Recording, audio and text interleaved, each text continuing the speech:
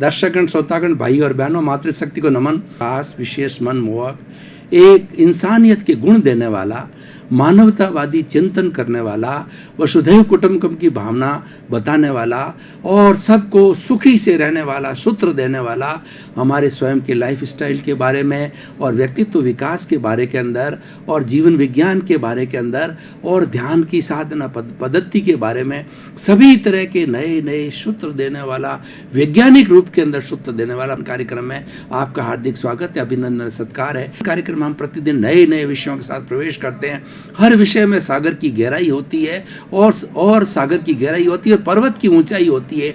यानी हर विषय को मल्टी डायरेक्शनल बनाया जाता है, सांगोपांग बनाया जाता है, ताकि उसमें से हर वर्ग के व्यक्ति को कुछ न कुछ शिक्षा मिल सके। तो इसी क्रम के अंदर आज हमारा एक प्रकृति से जुड़ा हुआ विषय है, जो प्रकृति जो किस तरीके से कार्य करती है उससे जुड़ा हुआ विषय है। वो आज का हमारा विषय है सत्व, रज और तम। भाई और बहनों, दर्शकगण, श्रोतागण, बहुत ही सुंदर विषय है। इस पर घंटों घंटों चर्चा की जा सकती है। सत्व, रज और तम है, ये प्रकृति के गुण होते हैं। जो प्रकृति के गुण होते हैं वही मनुष्य के होते हैं। इसीलिए कहा गया है कि जे पिंडे ते ब्रह्मांडे, यानी पिंड है वो ब्रह्मांड में है, ब्रह्मांड है वो पिंड में है। जे एके जाने ते सब्बे जाने, जे सब्बे जाने ते एके जाने। अर्थ का ये है कि व्यक्ति जो है को अगर मान लो पढ़ा जाए तो पूरे ब्रह्मांड को पढ़ा जा सकता है।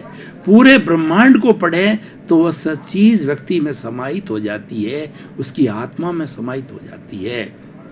उसी तरीके से कहा गया है कि जो एक को जानता है पूरे ब्रह्मांड को जानता है, जो पूरे ब्रह्मांड को जानता है वह एक को जान लेता है। एक का अर्थ होता है हमारी आत्मा। यानी व्यक्ति दुनिया को बहुत जानता है। आजकल गूगल का नॉलेज आ गया है। व्यक्ति गूगल के अंदर सर्च करके ये अभिमान करने लग जाता है कि मैं कोई भी विषय को जान सकता हूँ, हर विषय का ज्ञाता हो सकता हूँ, लेकिन वो अपने आप को कुछ नहीं जानता, अपने आप के बारे में शून्य है। क्योंकि अपने आप को जानने के लिए हमें जड़ का सहारा नहीं लेना होता है, हमें चेतन का सहारा लेना होता है।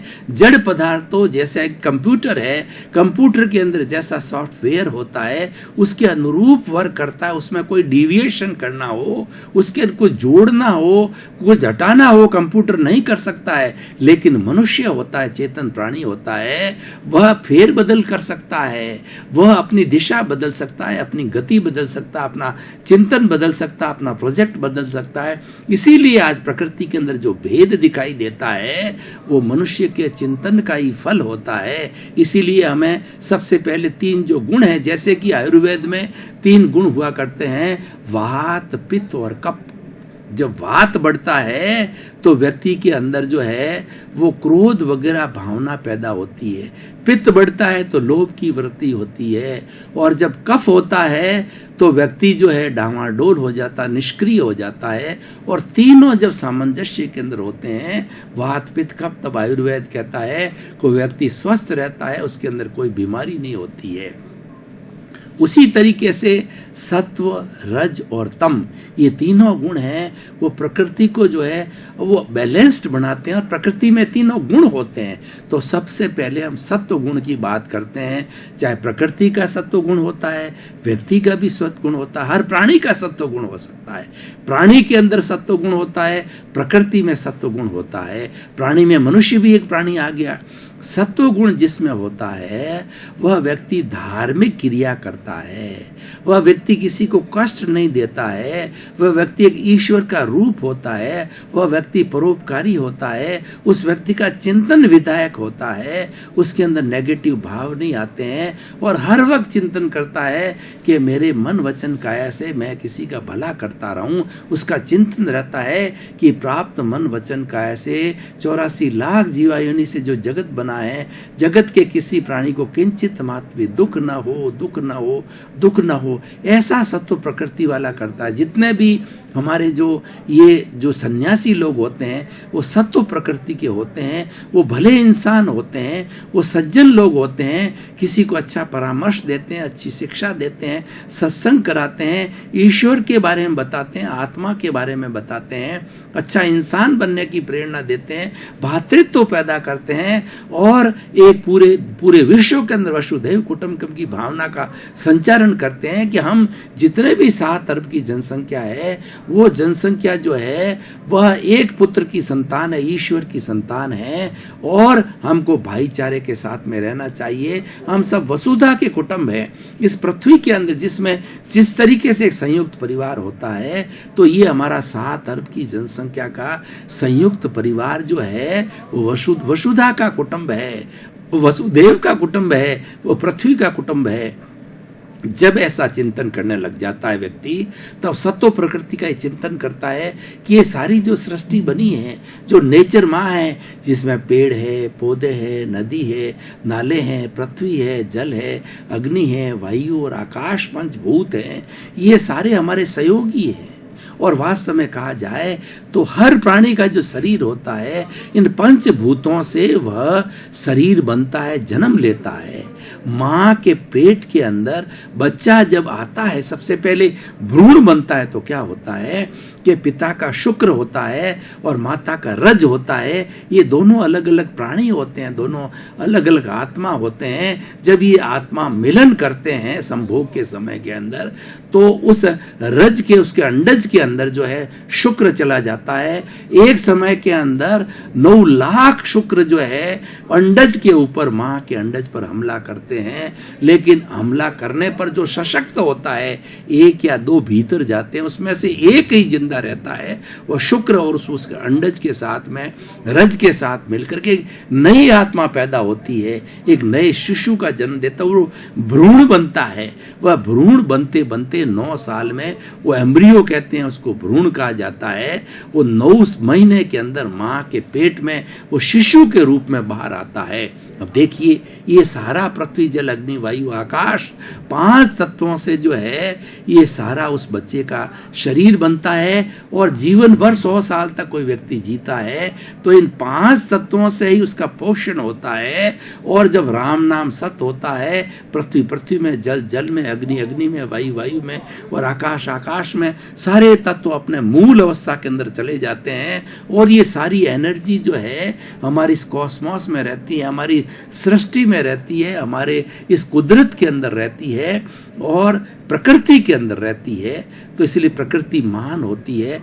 तो हम ये कह रहे थे, सत्व गुण वाला हमेशा अच्छा काम करेगा। और जिस व्यक्ति में सत्व गुण होता है उसमें अच्छाइयाँ ज़्यादा होती है, बुराइयाँ कम होती है। उसी तरीके से हमारी पृथ्वी, जैसे कि जो है वो कहा जाता है कि जब सतयुग होता है, ये सतयुग है, ये सत्व तत्व से बना होता है। सतयुग के अंदर पृथ्वी का जो है खूब उपजाऊ होती है, पृथ्वी खूब फल फूल देती है, पृथ्वी का पानी जो है अमृत की तरह होता है, जल धारा का पानी होता है, वायु बहुत साफ सुथरी होती है, अनपॉल्यूटेड होता है। और सतयुग के अंदर कोई तरह का, इन 5 तत्वों के अंदर कोई पोल्यूशन नहीं होता है, इसीलिए उसको सतयुग कहा जाता है। सतयुग है, सत्व तत्व से बना होता है। तो कुल मिला के सत्व तत्व हाईएस्ट प्योरिटी का होता है। इसीलिए भाई और बहनों, दर्शक श्रोतागण, ये तीनों तत्वों के बारे में क्यों बताया जाता है कि आप प्रयास कीजिए और अपने जीवन के अंदर सत्व तत्व को प्राप्त कीजिए। सत्व तत्व कैसे प्राप्त किया जाता है? अपने दोष देखो। जो व्यक्ति अपने भीतर जाकर के अपने दोष देखता, कबीरदास जी ने क्या कहा, बुरा जो देखन मैं चलार, बुरा न मिलिया कोई, जो दिल खोजा अपना मुझसे बुरा न कोई। व्यक्ति जब अपने बुरों को, अपने बुराइयों को और अपने अवगुणों को खोजने लग जाता है तो दूसरे के अंदर गुण देखता है। इसलिए कहा गया है कि अपने अवगुण देखो और दूसरे के गुण देखो। ये एक अंगुली ये बताती है कि दूसरे के आप गुण देखो, और ये 4 अंगुलियां हमारी तरफ होती है, ये बताती है कि तुम 4 गुणा अपने अवगुण देखो, और जब अवगुण अपने देखने लगोगे तो आपको हर प्राणी में, हर जीव 84 लाख जीव योनि के हर प्राणी के अंदर गुण जो दिखाई देगा। मैं आपको उदाहरण देके बताना चाहता हूँ। गीता के अंदर भगवान कृष्ण के समय के जो 18 दिन युद्ध चला, उस युद्ध के अंदर क्या हुआ कि ये शिक्षाप्रद बात है। एक कुत्ता जो है वो मर गया था, और कुत्ता की जो देह है वो कई दिनों से सड़ रही थी, गंध मार रही थी। तो पास में से भीष्म पितामह निकले, फिर उसके बाद में द्रोणाचार्य निकले जब युद्ध चल रहा था, और बड़े बड़े योद्धा निकले, कर्ण निकले, हर एक ने अपनी अपनी प्रतिक्रिया की। और लेकिन भगवान कृष्ण जो है वो विराट स्वरूप वाले थे। अर्जुन उनके साथ था। अर्जुन को कहा, देखो अर्जुन, ये कुत्ता मरा हुआ है, लेकिन इसके अंदर दांत इसके चांदी के जैसे कितने वाइट चमक रहे। उसने उस जो है उसके शव में से भी जो है अच्छाई को निकाला, गुण को निकाला। इसीलिए हमारे अवगुण देखते रहो और दूसरों के जो है गुण देखते रहो। जितना जितना हम अवगुण देखेंगे हमारा शुद्धिकरण होगा, और अवगुण देखते देखते हमारे जो है वो सारे अवगुण समाप्त हो जाएंगे। जब हम सिद्ध, बुद्ध और मुक्त बनेंगे। ये अवगुण किस लिए इकट्ठे हो जाते हैं? 84 लाख हम जीवा योनि को मन से, वचन से और काया से कष्ट देते हैं, दुख देते हैं। इसीलिए सत्व गुण धारण करने का अर्थ ये हुआ, किसी भी प्राणी को किसी भी रूप के अंदर दुख न दिया, हिंसा न की जाए, न करवाई जाए, न करने के प्रति अनुरोध न की जाए, न मन से की जाए, न वचन से की जाए, न काया से की है। 9 कोटि की अहिंसा कहलाती है। हिंसा को संपूर्ण रूप से हिंसा को रोकने के लिए ये 9 कोटि तरह का चिंतन होता है। तो भाई और बहनों, ये सत्व गुण है, हाईएस्ट प्योरिटी का है, हमारा आइडियल है, जो कि हमें मुक्ति तक ले जाएगा, हमें परम प्रसन्नता की ओर ले जाएगा, आनंद की हमें एक्सट्रीम अनुभूति कराएगा, जिसको ब्लिस कहा जाता है। और प्रकृति भी सत्युग की मैंने बात करी, प्रकृति में भी सत्व तत्व होता है, तो प्रकृति बहुत सुंदर बनती है। अब हम दूसरे गुण की बात करते हैं, रजोगुण। रजोगुण क्या है? चंचलता पैदा करता है। प्रकृति में भी चंचलता पैदा होती है रजोगुण से, और मनुष्य में ही चंचलता पैदा होती है। क्योंकि मनुष्य कहिए, प्राणी कहिए, प्रकृति की सबसे छोटी इकाई है। प्रकृति में जो रहने वाले 84 लाख जीवा योनि के असंख्य अनंत प्राणी हैं, वो सारे इसी प्रकृति में रहते हैं।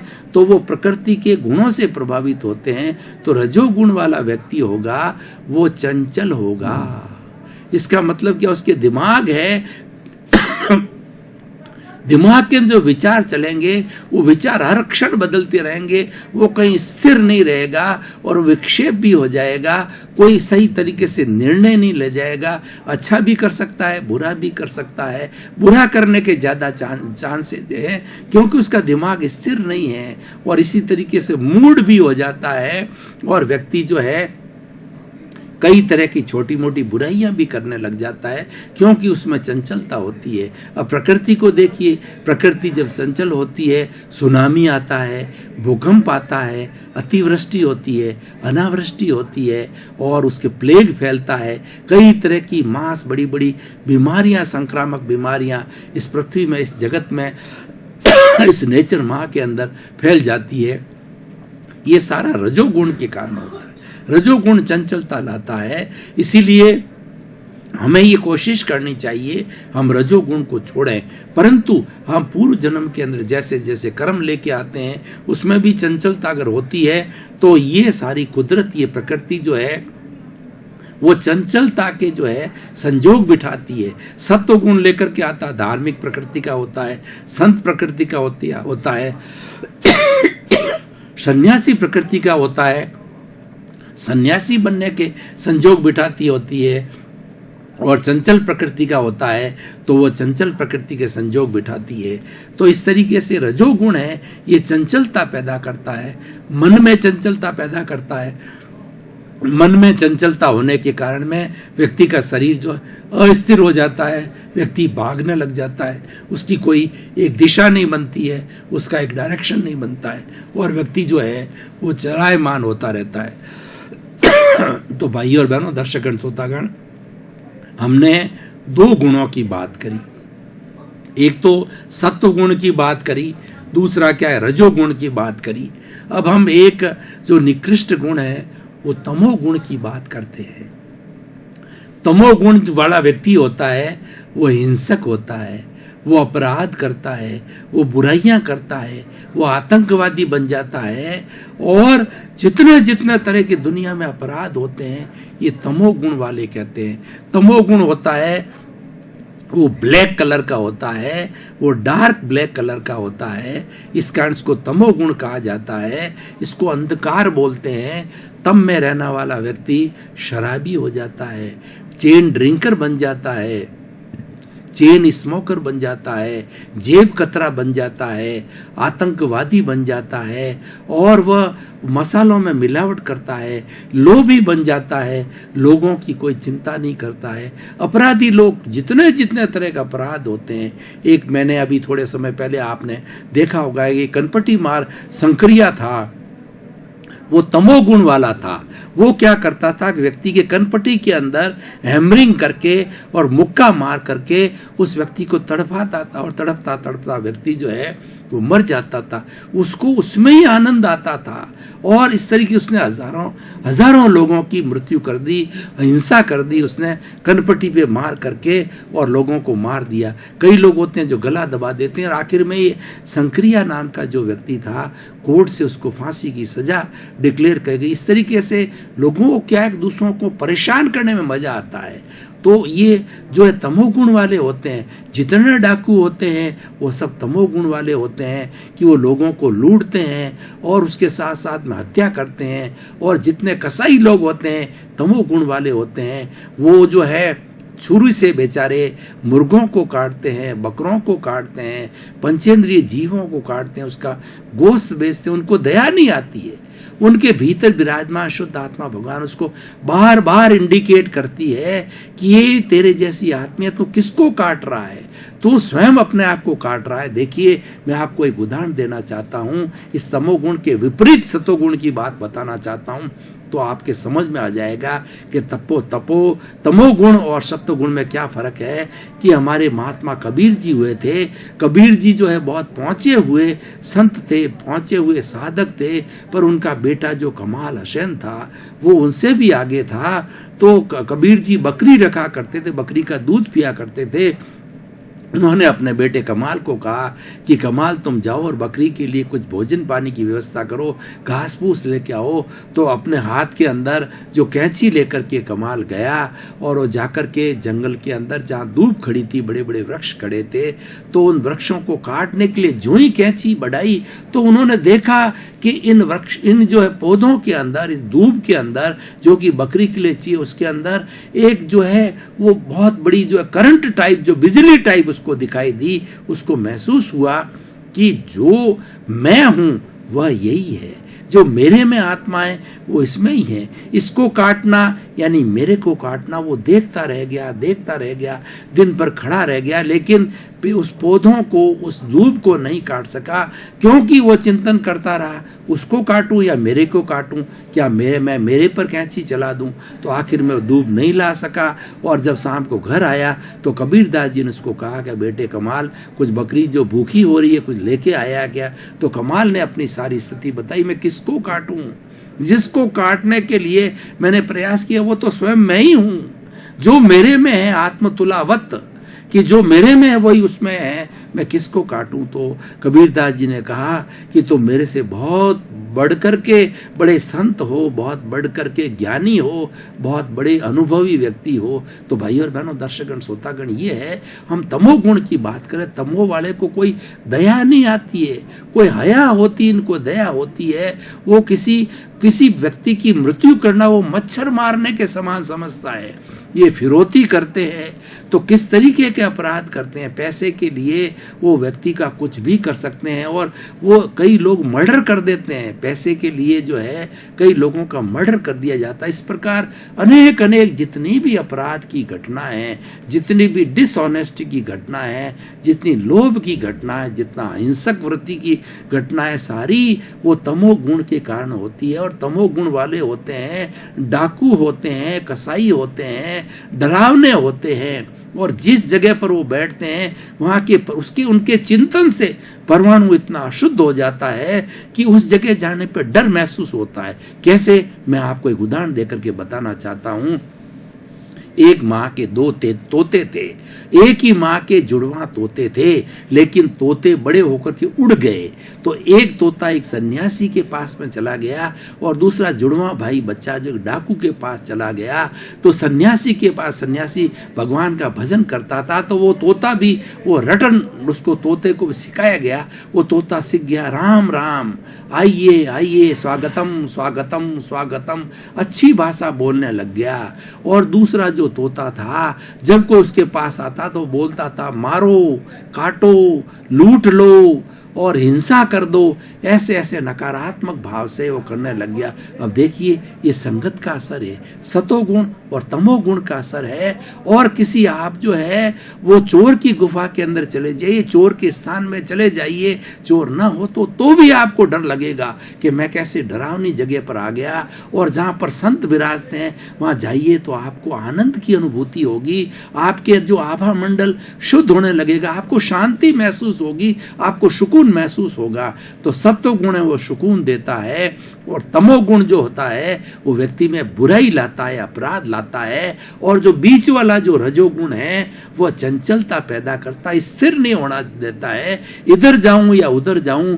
जो व्यक्ति जैसा उसको डिगाता है वैसा डिग जाता है, अच्छे के साथ अच्छे के साथ चला जाता है, बुरे के बाद उसका खुद का कोई चिंतन नहीं होता है, जैसी हवा बहती उसके अनुरूप चला जाता है। तो वो गए गंगा गए तो गंगा राम, और जमुना गए तो जमुना राम, वो भरतपुरी लोटे हो जाते हैं, खुद का कोई चिंतन होता है, क्योंकि वो चंचल होते हैं, चलायमान होते हैं।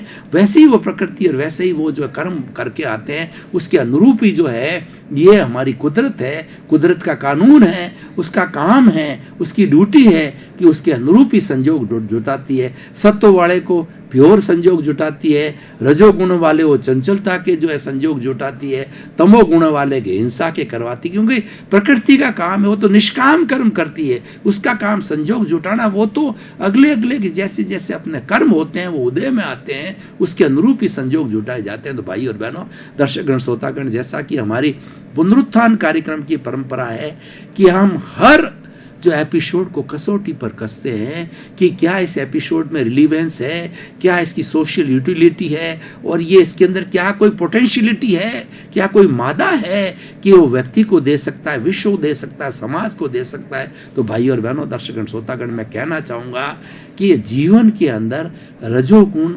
सतोगुण और तमोगुण तीनों को खूब अच्छी तरह से समझना चाहिए। वो हमारी भारतीय संस्कृति में 3 शब्द आते हैं कि गे, हे और उपादेय। गे का मतलब होता है सृष्टि के अंदर अच्छाई बुराई हरि को जानो। हम नहीं जानेंगे तो कैसे डिस्टिंक्शन करेंगे कि अच्छी है या बुरी है। तो जानने को गे कहा जाता है। जानने के बाद के अंदर अपनी बुद्धि का काम लो, अपनी प्रज्ञा को काम लो। हे कौन सा है? तमोगुण हे है, और रजोगुण हेय है। उपादेय क्या है? उपादेय सत्व गुण है। व्यक्ति अगर रजोगुण वाला है, तमोगुण वाला है, वो भी अच्छा प्रयास करे, क्योंकि practice makes a man perfect. पुरुषार्थ से सब कुछ हो सकता है। संगत से man is known by the company he keeps. अच्छी संगत में बैठ करके अच्छे गुणों को लिया जा सकता है। तो इसीलिए कहता है, करत करत अभ्यास के जड़मती होत सुजान, और रसरी आवत जान के सल पर पड़त निशान।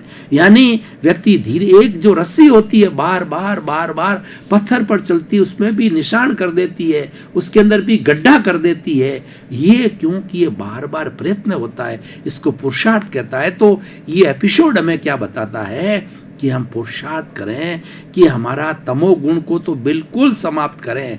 तमोगुण वाला है उसको अच्छी जो है सोसाइटी में जा करके, अच्छे लोगों के साथ जा करके, अच्छा साहित्य पढ़ करके, अच्छी पिक्चर देख करके, अच्छे जो है वो सत्संग करके जो है वो धीरे धीरे हमें, वो एकदम से उस सत्व प्रकृति में नहीं आएगा, पहले रजो प्रकृति में आएगा। और रजो प्रकृति वाला प्रयास करे कि मुझे सत्व प्रकृति में जाना, क्योंकि वो ढुलमुल नीति वाला होता है, वो स्थायी नहीं होता है। तो प्रयास करता है तो सत्व की तरफ भी जा सकता है, और अगर प्रयास ना करे वो तमोगुण को भी प्राप्त कर सकते। तो भाई और बहनों, दर्शकगण, श्रोतागण, बहुत ही सुंदर विषय है। ये सारा प्रकृति के अंदर जुड़ा हुआ है। प्रकृति भी तीनों गुणों वाली, मनुष्य भी 3 गुण वाला है। लेकिन कौन से गुण की हमें बहुतायत करनी, हमें कैसा करना है, ये हमारा उपादेय होता है, ये हमारा पुरुषार्थ होता है, हमें जागृति होती है। हमारी जागृति हमेशा बढ़ना चाहिए, सत्व तत्व की तरफ जाना चाहिए। सत्व तत्व क्या है कि किसी को भी